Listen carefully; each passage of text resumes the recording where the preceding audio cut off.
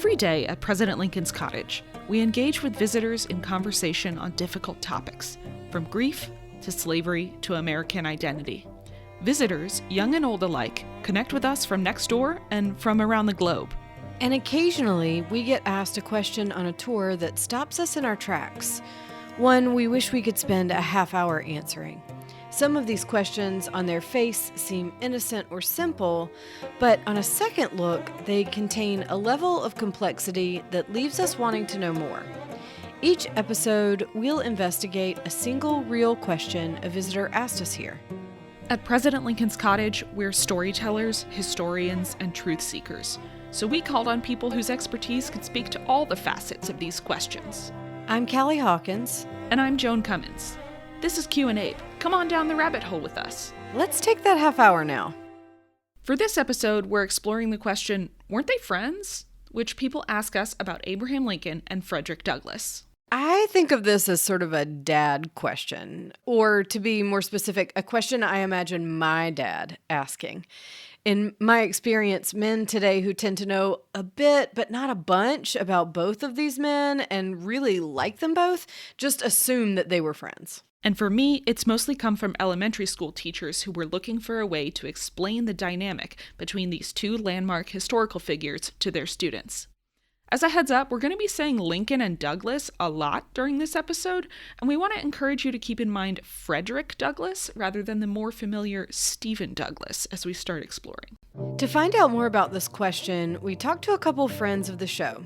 Kevin Bryant, who is a park ranger at the Frederick Douglass National Historic Site here in D.C., and John White, who's recently published with Lucas Morel a book called Measuring the Man, which collects Douglass correspondence about Lincoln. You'll hear John first here and then Kevin. So, were Lincoln and Douglass friends? I would say they became friends, and even more importantly, they saw each other as friends.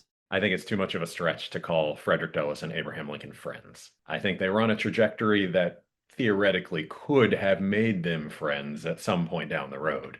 But there's not a lot of people I've met 3 times that I think I would call one of my best friends. We love it when a question has a complicated answer. As Kevin said, Lincoln and Douglass met in person 3 times total. We'll let John and Kevin talk you through what happened, starting with the third and final meeting, where the word friend actually came up. So when they met for the 3rd time, which was at the White House following Lincoln's second inauguration in March of 1865, Douglass was kept out of the White House, actually, by the police. They wouldn't let him in, and Douglass wouldn't stand for it, and he told someone, "Go tell Mr. Lincoln that I'm here." And when Lincoln saw him, he said, "Here comes my friend Douglass." So we know, through Douglass's account, that Lincoln called Douglass a friend. And they then had a really nice conversation about Lincoln's second inaugural address. Lincoln asked Douglass, "What did you think of it?" And Douglass said something along the lines of, "My opinion doesn't matter. There's other more important people here." And Lincoln turned to him and said, "There's no one whose opinion I would rather hear than yours." And at that point, Douglass said that it was more like a sermon than a state paper, and he called it a sacred effort. That was the last time they ever saw each other. The setting for that conversation where Lincoln calls him his friend, that's the day of the inauguration, and there's this big inaugural ball that's unfolding. And Frederick Douglass has decided, you know what, I'm just going to go crash this party. And so I think what Lincoln is doing when Douglass finally busts through like 7 different levels of people saying, "You don't belong here, Mr. Black Man in the White House." Douglass goes into the East Room. There's music rolling. The president's greeting everybody. And I think it's a moment from Abraham Lincoln to just kind of draw everybody to silence, look at the moment unfolding and say, this guy matters. He says, "Here comes my friend, Douglass. The rest of you in this room, you want my attention right now. Because I'm the president, I just got a 2nd term. This is what matters most. Everybody's shaking hands in the appointments, but this is the guy that I want to talk to. Look at him." And he's the only opinion that Abraham Lincoln asks of, at least in that moment, on the inaugural address. There's so many people here, I don't want to waste your time. Let's just shake hands and move on like you're going to do with 1,000 other people. And according to the account, he said, "You must stop a little, Douglass, for there is no man in this nation whose opinion I value more than yours. What did you think of my speech?" But I think friend there is not that it's disingenuous from Lincoln, but I think it's to draw attention that this is a very special voice in the room. And I saw him front row. He's the guy whose opinion I need to know here, because we're kind of on the same level in terms of like public speakers. We both get some of this world of controversy and swirls from very different perspectives. but we know what's at stake, and we're working together for a new America. If we go back a little bit, Douglas and Lincoln met for the first time about 2 years earlier, in August of 1863. At this point, the Emancipation Proclamation had been out there for about 7 months. Douglas is a man on a mission at this point, because in the months immediately preceding this, he has given up all recruiting efforts for the Lincoln administration, because he, as a former recruiter, was very optimistic after the Emancipation Proclamation and its provisos for getting black men into the military. But now his firmest conviction, okay, their black men are not being paid the same as white men. They're not being allowed to be officers. They're not being treated with prisoner of war protections. So he stops recruiting. He's like, I just can't push forward in this direction anymore. And he just decides, okay, I'm going to go talk to the president. Almost the moment Mr. Douglas walks in and presents his card, he's immediately ushered through the doorway where he's taken in to see the executive face to face. And before he can even introduce himself to Abraham Lincoln, Lincoln stops him and says, I know who you are, Mr. Douglas. Sit down. I want to speak with you. And they have this long back and forth about some of those key issues, pay, treatment, promotions, those opportunities. Douglas walks away from that not happy with Abraham Lincoln. He doesn't get what he wanted, but I think most importantly, Douglas does walk away from that with the firm conviction that Lincoln is an honest man and his heart is good. For the first 2 years of the war, Douglas was one of Lincoln's harshest critics. Douglas was furious that Lincoln said he would enforce the Fugitive Slave Act. He was upset that Lincoln didn't move to end slavery quickly. It took him 2 years to issue the Emancipation Proclamation. And even after that, when the Emancipation Proclamation authorizes black men to serve in the Army, black men don't get equality. They don't have equal pay. They don't have good weapons. They're given fatigue duty, which is what it sounds like. It's doing manual labor that makes you really tired, not serving in combat. And to top it all off, the Confederate policy at the time was that if a black man was captured in the battlefield, he'd be enslaved or killed. And so Douglas went to the White House to meet with Lincoln and confront him about these issues. And you might say that was the beginning of their beautiful friendship.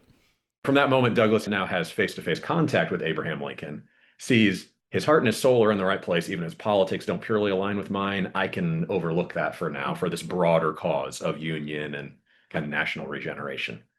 I feel like this happens with Lincoln a lot, that once people meet him in person, they have a really different impression of him than they were first imagining. There must have been something about him in the room with you. What happened when they next met? This time, Lincoln initiated the conversation. In August of 1864, he summons Frederick Douglass to come to the White House. And Douglass didn't really want to go because Douglass was back to a point of being frustrated with Lincoln again. But, when the president invites you to come to the White House, you don't turn that down. And so Frederick Douglass goes to the White House and he meets with Lincoln. And this time they sit down and they talk politics. And after talking about the election for a while, Lincoln turns to him and he says, Douglass, I hate slavery as much as you do and want to see it abolished altogether. And Lincoln then explains the problem. I issued the Emancipation Proclamation, but the slaves aren't running away in great numbers. And he explains, I'm going to lose this election, and once I'm out of power, the next president is going to rescind the Emancipation Proclamation, and the opportunity for freedom will be gone. And so Lincoln and Douglass sit down together and they concoct a plan, kind of modeled after John Brown, where Douglass said they would send bands of scouts into the Confederacy, essentially telling enslaved people, run away now while you still have the chance, because once Lincoln is out of office next March, your opportunity for freedom will be gone. Fortunately, things took a turn for the better. There were a lot of Union victories, and so nothing had to come of this plan. But this shows how Lincoln really wanted to partner with Douglass to try to bring freedom to as many people as possible before he was out of power. And I often tell this story to public audiences. And the reason is I will often have people tell me that Lincoln didn't really care about black freedom, that he only cared about winning the war or saving the Union, that emancipation was nothing more than a war measure, and his heart really wasn't in it. What Frederick Douglass later said about this meeting was that he could see just how thoroughly Lincoln's heart was in black freedom. Because freeing the slaves in this way had nothing to do with saving the Union or winning the war. It had everything to do with freeing as many black people as possible while he was still in office. And that shows Lincoln's deep moral character, that he really believed what he said he believed, and that he was willing to take great risks to do it. And he was also willing to partner with Frederick Douglass to try to make it happen.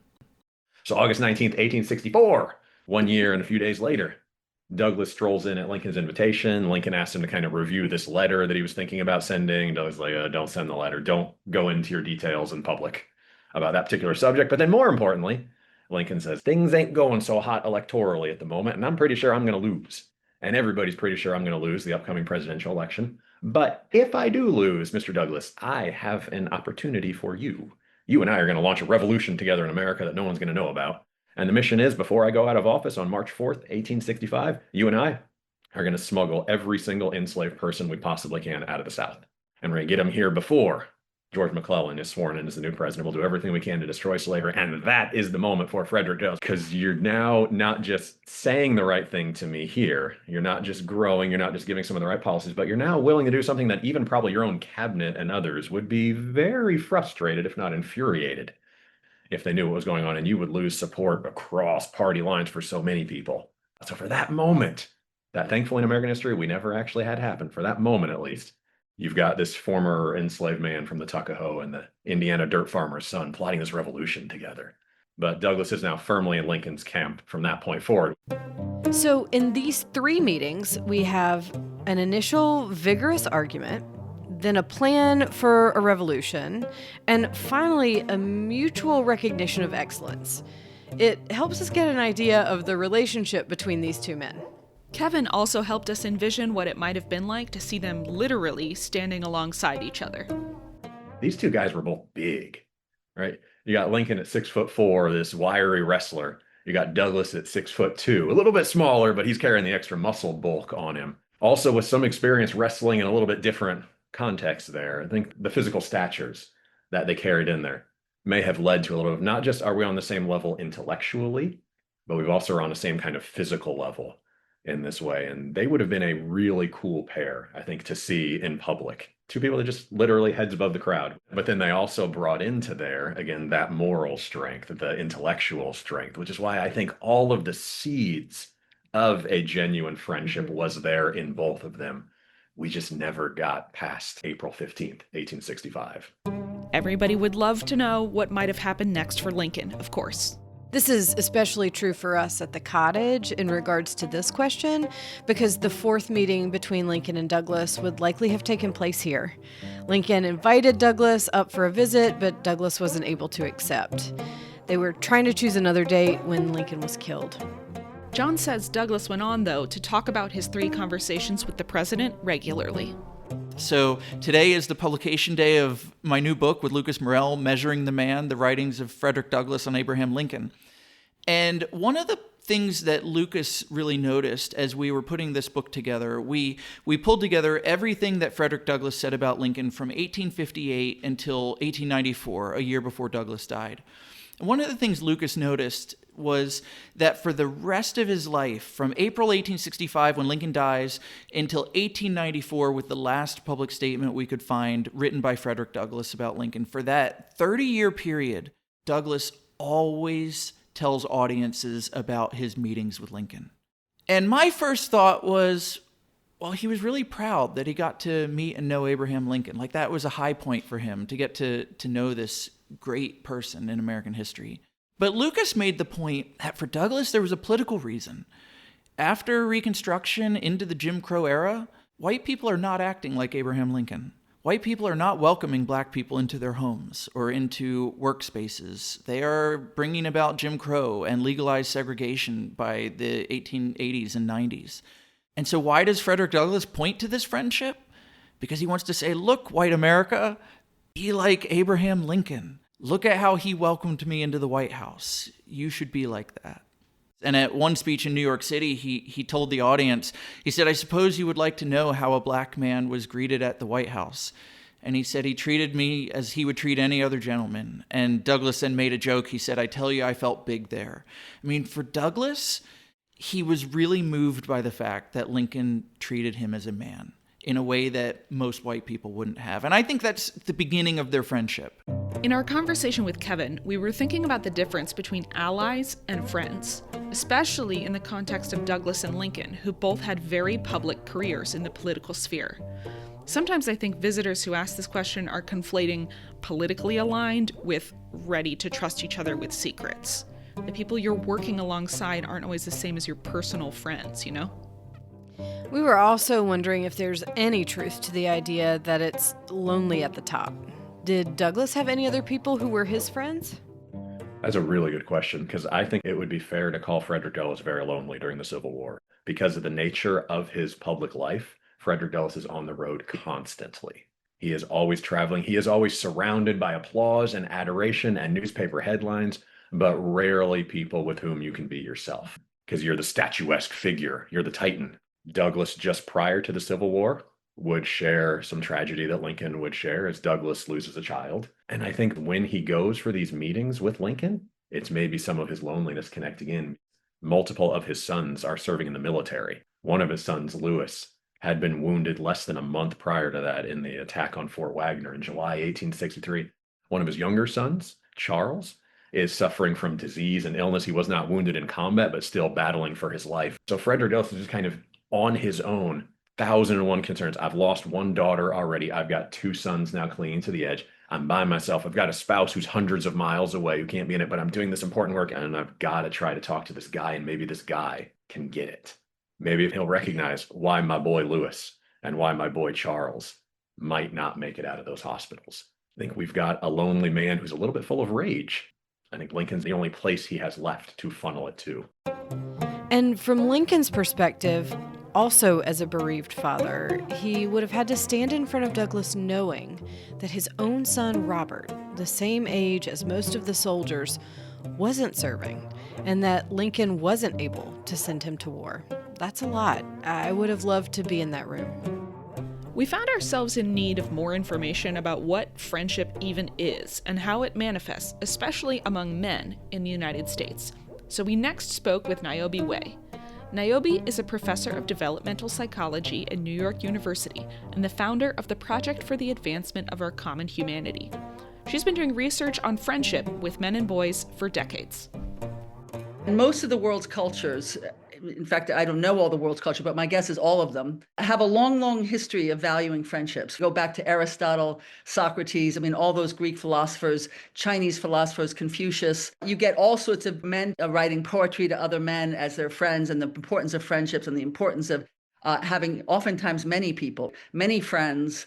Deep, emotionally connected friendships was the norm for most of our human history. And you just have thousands of years of evidence of valuing friendships, the desire for human intimacy that happens between two people of the same sex. We have only until recently, post-World War II, turned what is seen as a core human capacity and need. In the American context, it's sort of misogynist and homophobic. We're born social. We know that from the developmental science and the social neuroscience, that we are social animals. Fundamentally, we are a social animal, which means that we come into the world, we're born in relationship, we need each other. That's the main thing of my 40 years of research on social-emotional development among young people. The main finding is most of what we want in our lives is each other. That's it. You're seeing across the board that friendships are not only desired, but they're core to our mental and physical health. Social health, we know in the research, predicts our mental and physical health. We don't have a mental health problem. We have a social health problem that then's leading to mental health. Boys and young men have been telling us for literally in my research for decades. Boys also teach us that as they get older and go through adolescence, they struggle to hold on to their friendships in the name of being a man. But also in the name of being mature. It's about valuing self-sufficiency, independence, autonomy, stoicism. To be emotional is not only considered girly, it's considered immature. Maturity, manhood, success, and modernity are all defined the same way, which is basically, in the stereotypic sense, manning up, being independent, focusing on what I call your hard side over your soft side. Our culture valorizes independence and stoicism and all that, but at the same time, one of the things people most admire about Lincoln is his ability to bring disparate people together. I found myself thinking about which of his soft skills might have contributed to his presidency.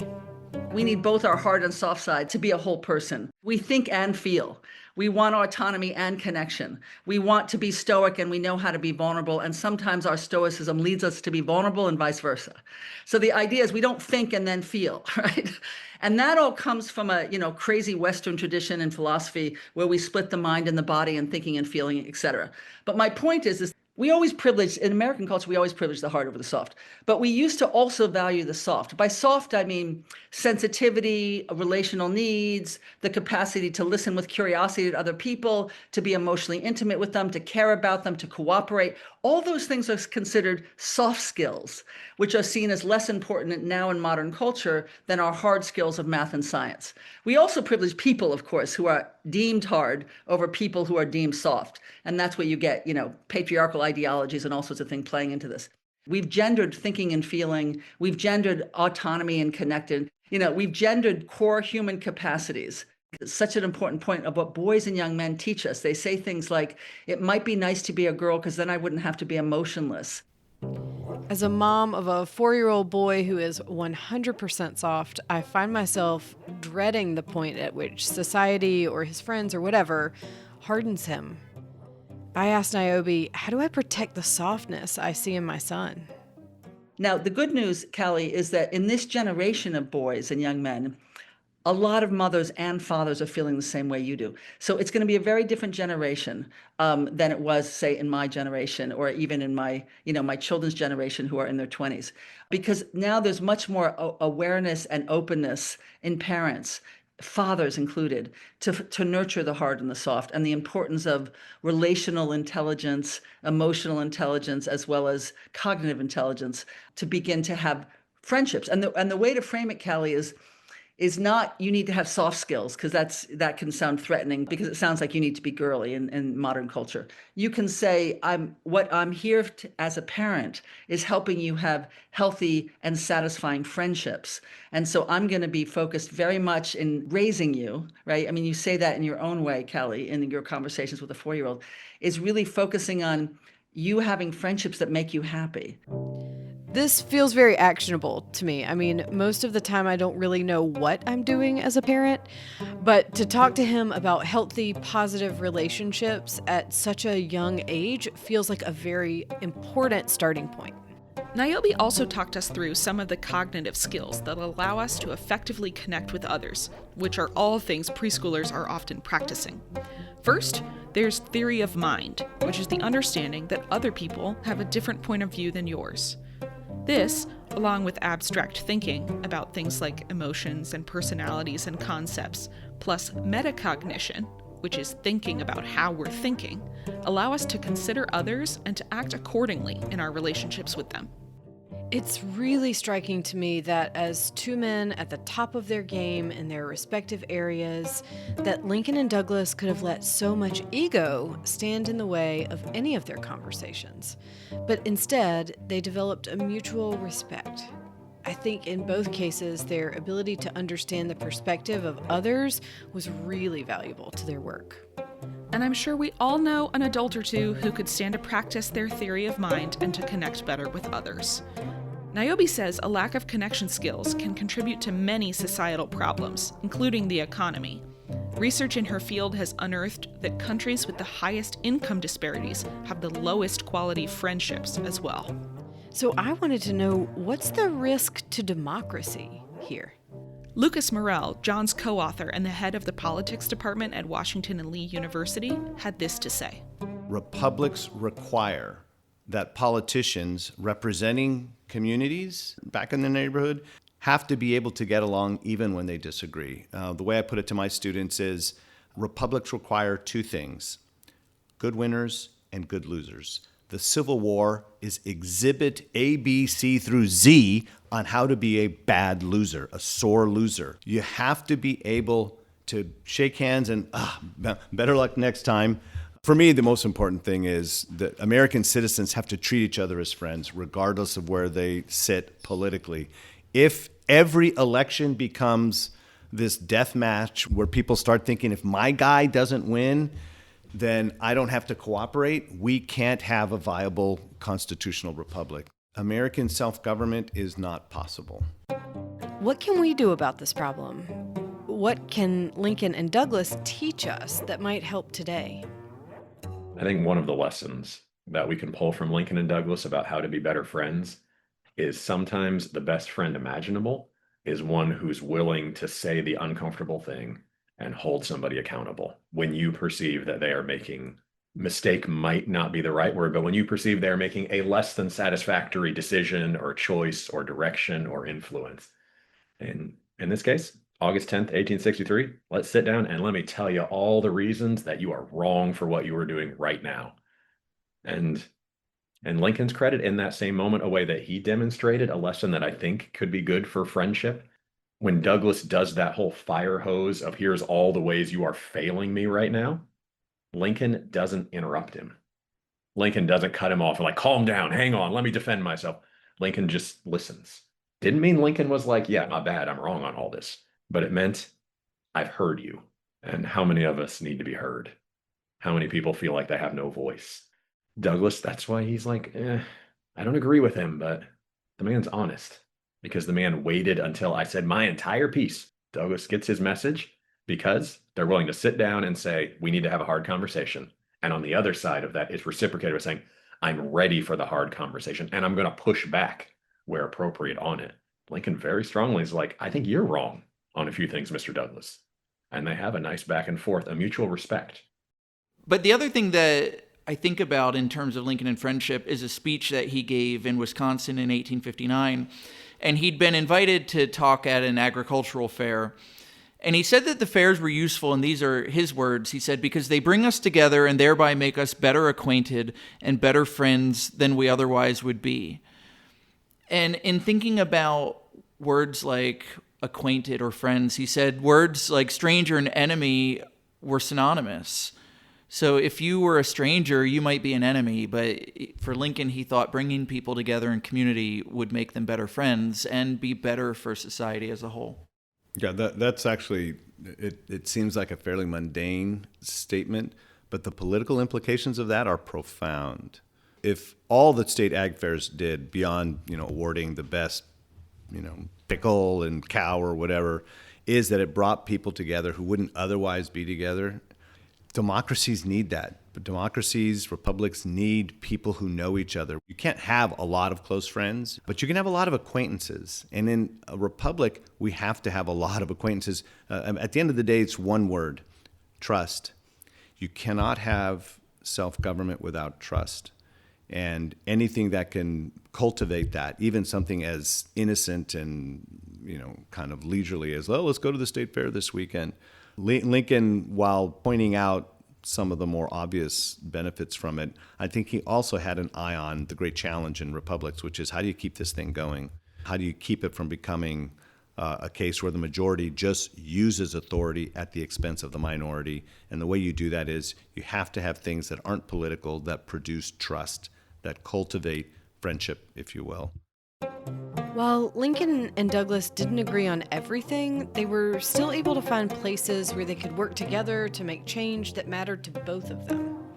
I think most people would say that having someone else on your side makes a big problem seem easier, but Niobe says it's scientifically verifiable. And the other finding that people love, and it's been replicated many times, they have people, the subjects of the study, stand at the base of a hill and estimate the steepness of the hill. And they put 4 conditions. One is they stand alone. One is what they stand with a best friend. One is what they stand with someone they know, but not very well. And one is what they stand with a stranger. And then they do the same thing. They estimate the steepness of the hill. Okay, this is amazing to me. If you're standing next to your best friend, you see the hill as less steep compared to all the other conditions. I mean, think about what that means. It's stunning.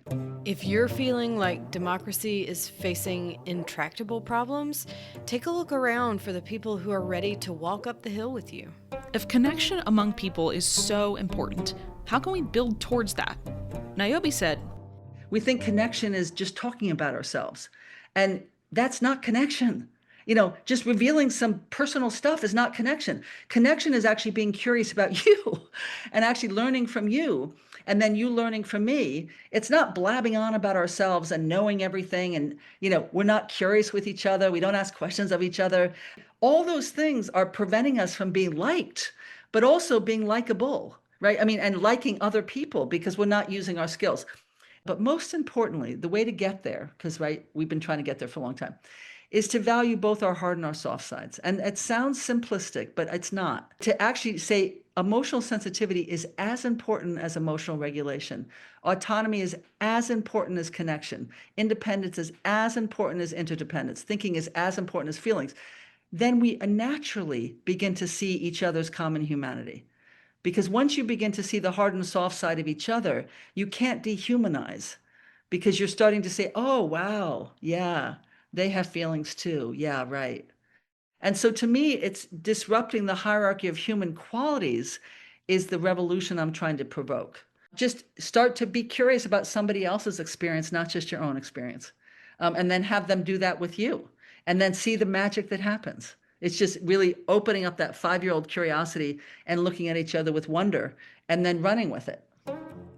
Curiosity is one of our organizational values here at the cottage, along with stewardship and authenticity.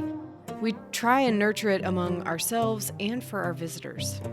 Longtime listeners to the podcast will know we're always in support of staying curious. I've said it at the end of every episode, and I'll say it again today. We really want to encourage you to think about, who can you get curious about? Which friends can stand by your side when you've got an intimidating hill to climb? And who are you not yet friends with that could help you cultivate a beautiful democracy? This episode was produced by me, Joan Cummins, with Callie Hawkins, Haley Bryant, and additional support from the President Lincoln's Cottage team. Music for Q&A was written, performed, and is copyrighted by Clancy Newman. Your support makes Q&A possible. If you enjoy coming along for the journey with us, please show your support by making a contribution at www.lincolncottage.org. Whether it's $5 or $500, we couldn't do it without you. You can also support us by hitting subscribe, by leaving a review, or by sharing with friends. To the visitors with this question, thanks for giving us a new appreciation for two of America's most important leaders. Comments? Questions? Write to us at podcast@lincolncottage.org. President Lincoln's Cottage is a home for brave ideas. Stay curious.